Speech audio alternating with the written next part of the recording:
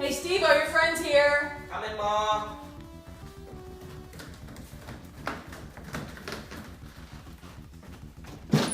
Hey, dude, how's it going? Good, how are you? Pretty good. How's your dentist week going? Uh,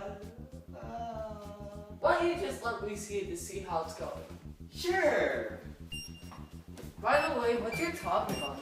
It's only one commandment. It's a Minecraft subject where one person creates a machine, then they compress it into only one command, and they share it with people. Then people can very easily install it in their world. It's really been exploding ever since 1.8 came out. Today I am going to demonstrate how to compress a machine in Minecraft into only one command block by showing how to formulate a basic idea, necessary block mechanics to understand, and finally, the compression itself.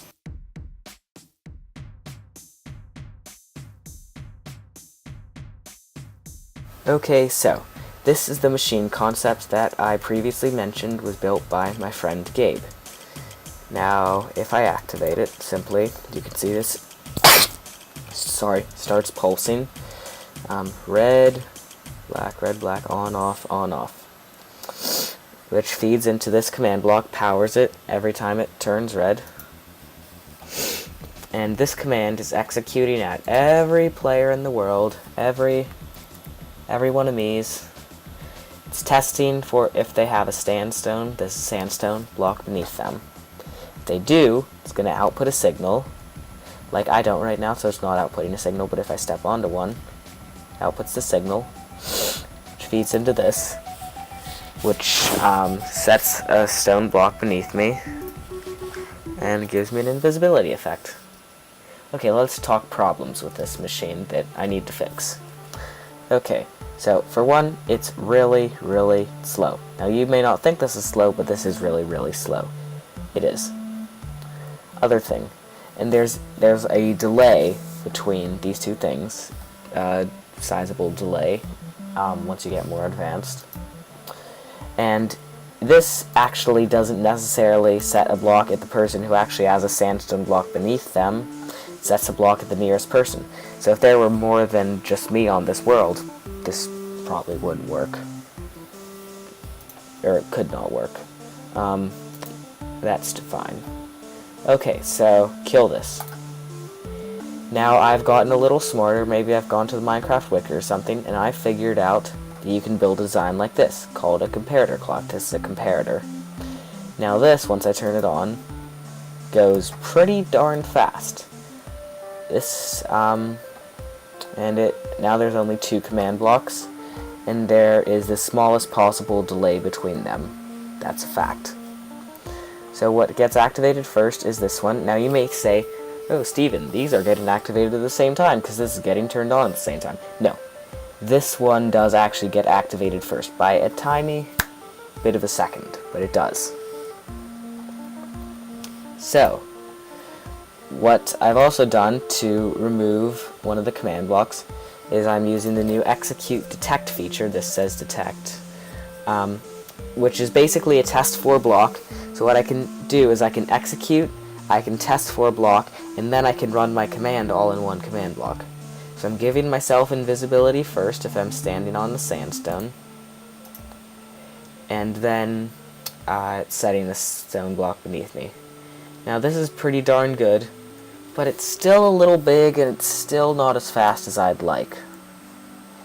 Q set block clock. Now this is actually a clock, even though it's just command blocks. When I put in a redstone block here, this actually does not look like it's pulsing. You're saying, like, of course, Steven, this is not pulsing, but it is actually extremely fast. Now what this does is, I told you that one of these is getting activated before the other. One of these is getting activated before the other as well, and that's sort of how it works. Now set block clocks are really cool. I've got my 2 commands again that I just copied over, and they are really, really nice. Except it's still not perfect for me. There's still a better way to do this. Fill clock. This is the best way I currently know of creating a machine like this. Now what a fill clock does is, a set block clock just sets 1 block, but a fill clock actually does not 2, but pretty much an infinite amount. You'll see, I will show you an only one command that I built myself, and this is a pretty sizable machine, as you can see, and this one runs off of a fill clock too, you see? Runs off of a fill clock. And this is a pretty professionally done machine. Just erase it to get rid of some lag. Much better. But yeah, fill clocks are the way to go. And once again, I've got my 2 commands. Okay, so now that I've got this, I mean, just take a sec to see how far we've come. We've come from this terrible design all the way to this. That's pretty good. Now we can do even better. We can put it in a shell. This is the next step. So a good shell has a couple things. It has bedrock, the top and bottom, just because it looks cool, and it's hard, and it's practically indestructible in survival mode. You have some sort of thing here. I'm using quartz. In my other machine I used a stained clay. Using stained glass here, I think it looks nice with the quartz. And it's basically a mirror image of itself. And then on the front I have 2 Jason signs. Some will have 3, like I'm not sure if you noticed, but Tunnel Mechanics, which was the big machine over here, had 3. It had a get items command in addition to a label and a destroy. Get items was because it required items. This machine does not require items. It's pretty simple. What I have here is just a simple little sign that says Invisistone by me. This is just like, it's just a label. That's really all it is. And you have a destroy. When you right click this sign, it will get rid of the machine. Like so. Luckily I still have another copy of it. And yeah, that is, oh yeah. Jason signs. Normally, when you have a sign, like I'm sure if you play Minecraft, you've played with them, you can enter a message, you can enter anything on all 4 lines. You can't really enter color like this. To do this, you actually have to go into a command, which I will show you part of it now.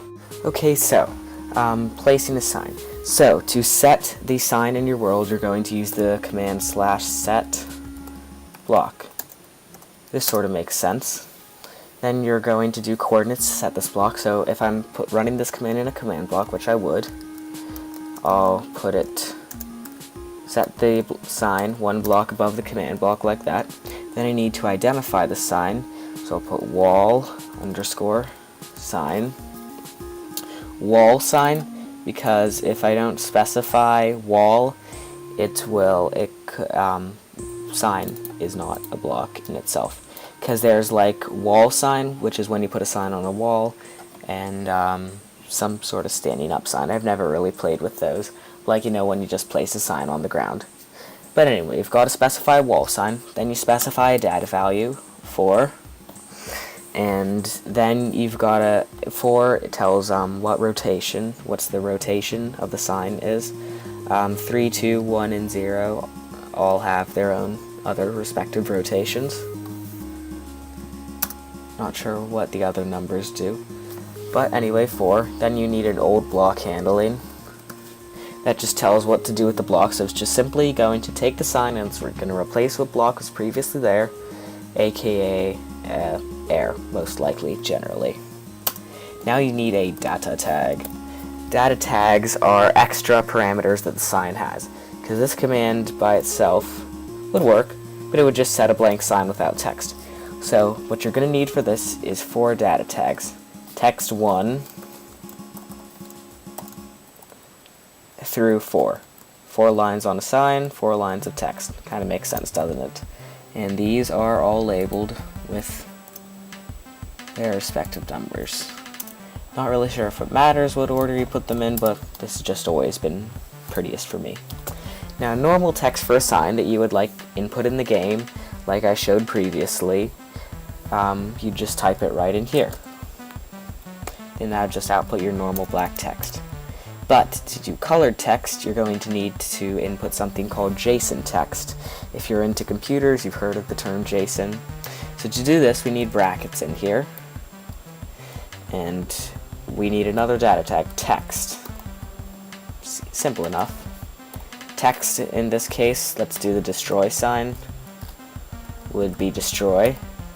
Now this would still output just black text. Let's give it a color. Red, because destroying is generally a bad thing.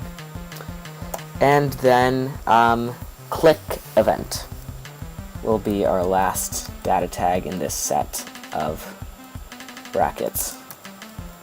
Now this sort of makes sense because it's an event that happens when you click the sign. So in here we have 2 other data tags. Action is 1. Now there are 3 action values: run command, open URL, and suggest command. They're pretty simple. Well, the one I want to use is run command because it will actually run the command that I input now. So my second data tag is value. And this is the command that is going to be run. So in this case, I don't have the coordinates of the machine memorized, the relative coordinates. It's just going to be tilde, tilde, tilde, tilde, tilde, tilde, air. So that will fill the space between these coordinates. Tilde specify relative coordinates, which is what you need in an only one command, because people may not put the command in their world in the exact space that I have theorized the command. So you use tilde notation, which specifies blocks relative to the command's execution. So you have x1, y1, z1, x2, y2, and z2. And it will fill all the blocks with the specified block here, air, between those 2 coordinates inclusive. So imagine it like corners, very corners on a cube or a rectangular prism or something of that nature. You know what I mean. But anyway, now since there's not any blocks, this would just fill the coordinates of the sign with air. You'll see that in a sec. So that's all the JSON text we need for now. Then in here, just put click this sign to destroy the machine. Period. Because we gotta use proper grammar, not really.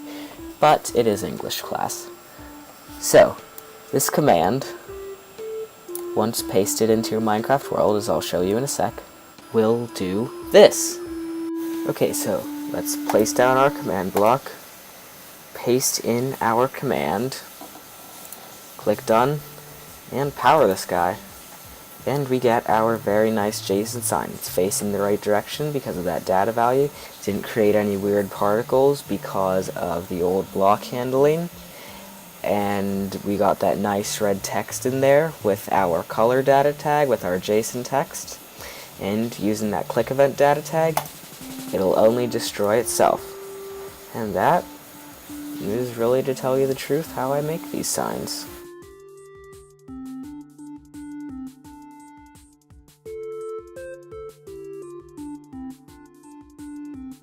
So, as you've probably noticed in Minecraft by now, if you've never played before, stuff really doesn't obey gravity.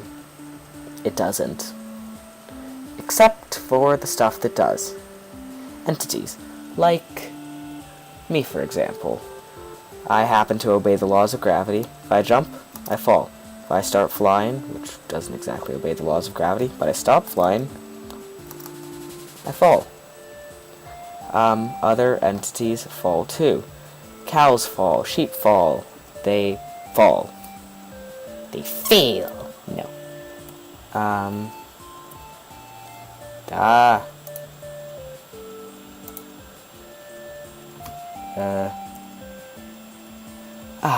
Much better. Okay, so this is what Only One Commands plays off of. They also play off of the fact that entities, falling entities, can ride one another. So for example, going back to tunnel mechanics, when it spawns in, there's a bunch of falling sand entities, you can see them sort of shifting a bit, riding one another, turning into blocks when they eventually reach each other. Summons in more and more fallen sand entities, which in turn build the machine. And that's basically how it works. But still, so, what entities fall? The two sands, sand and red sand and gravel. These are called falling sand entities. You can literally summon a falling sand entity. Now this won't work right now because of reasons I will explain later. But that would summon a falling sand entity. So look, when I break the block beneath these, they will fall. But they're not actually falling. Blocks don't fall. They're turning into entities, which in turn fall. You can see slight lighting glitches, and their texture may change a bit when they fall. So that, look closely again. Looks like it works best with red sand. So, that is basically it for block mechanics, and we are 2/3 through with this video. Bad news, there's still more video.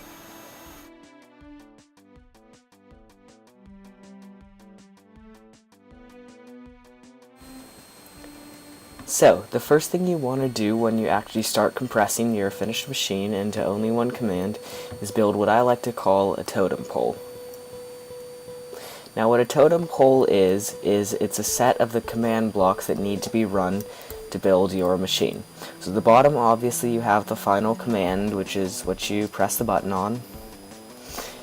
Then the first command that needs to be executed every time is game rule command block output false, which keeps the fill clock from spamming up the chat. Very important.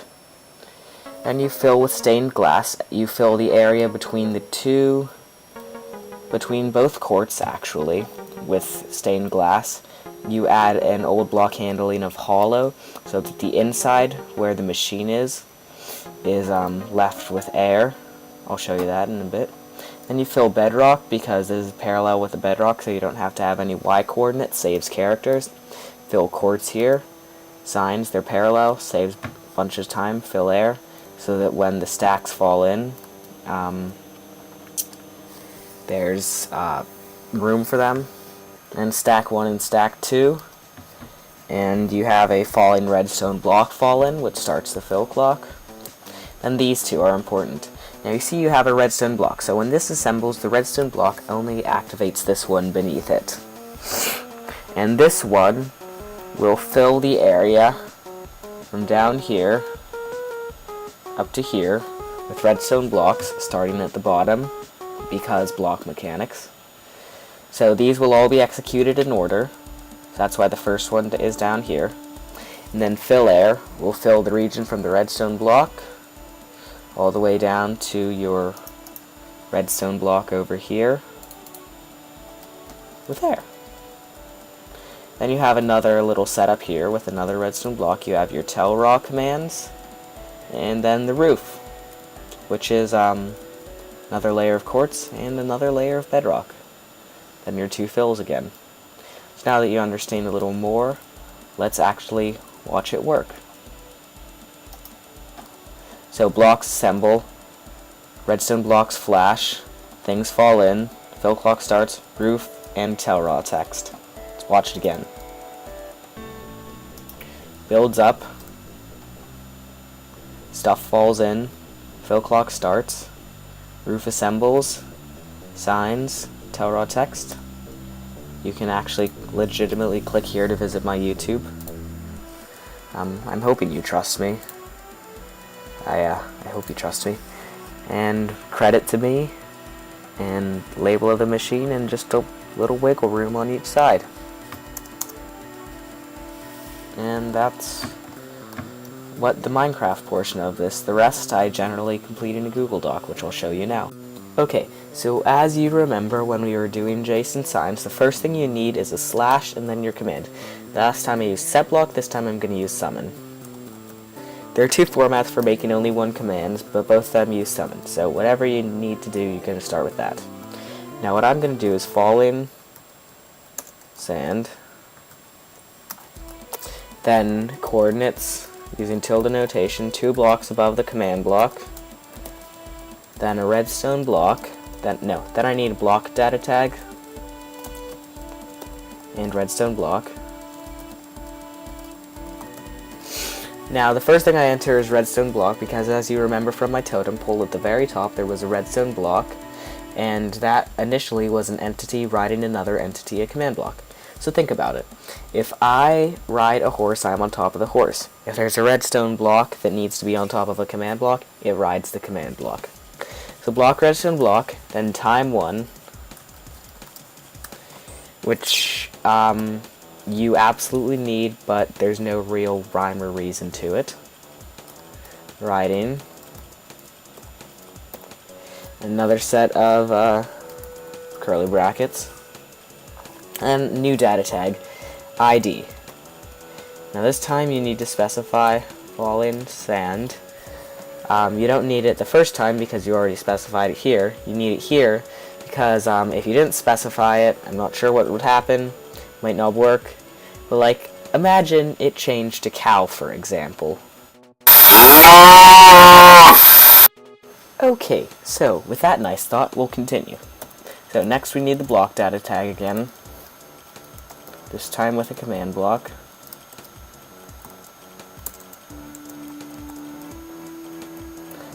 Now, new data tag again, tile, entity, data, another set of curly brackets, new data tag, command, and then our command. So in this case it'd be fill, tilde, tilde, tilde, tilde, tilde, tilde, blah blah blah, redstone, block. This would be the one that gets activated, the one that fills down the side with the redstone block. Then our time 1. And then what I like to do is I like to copy this. We don't have to write it a bunch of times. Paste. Always make sure to close your brackets. And fill, blah blah blah. There. And that really is the basics. You need to know summon falling sand tilde 2. You need to know the block data tag. You need to know the time data tag, the riding data tag, the ID data tag, tile entity data, and the command data tag. It's really that simple. I know it's hard to believe, but it really is. It follows a form. So once you do a little more work, you end up with something like this. Now this is highlighted because in the tile entity data commands, this just helps me stay organized. Because when it's a bunch of white text, it's impossible to sort through. When you have colored text, you can sort of understand it a bit. Now you'll see sometimes I have variations in my color. That's when I have this main stack, which is white, summoning a red, dark red portion, which in turn would have another command. These two things here with red are the individual stacks which actually make the machine. You'll see our setBlock stone command, our fill redstone block, and you'll see our effect invisibility command and our fill clock other command from earlier. That is actually, these two commands are the actual machine part. The rest is tell raw text, and fills and assorted other stuff. Got that hollow data tag, which makes the stained glass hollow, as I explained earlier. Our game rule command block output false, happening first. Bedrock, quartz, sign, other sign that we made these. Then we got our stack summoning in, our redstone block falling in. We got fill air, which allows the top to be open so the stuff can fall in. We got got air and redstone block, which are activated, which activate all the others. Got our second part, fill in air, bedrock, and quartz roof, bunch of tell raw text. And yeah, that is how you compress your machine into only one command. And that's how you take one of these machines and compress it into only one command block. So, do you understand how to compress a machine into only one command block by formulating a basic idea, understanding necessary block mechanics, and finally the compression itself? Yeah, I don't get why you were so worried earlier about your presentation. It was very good. Well, I'm just a nerd.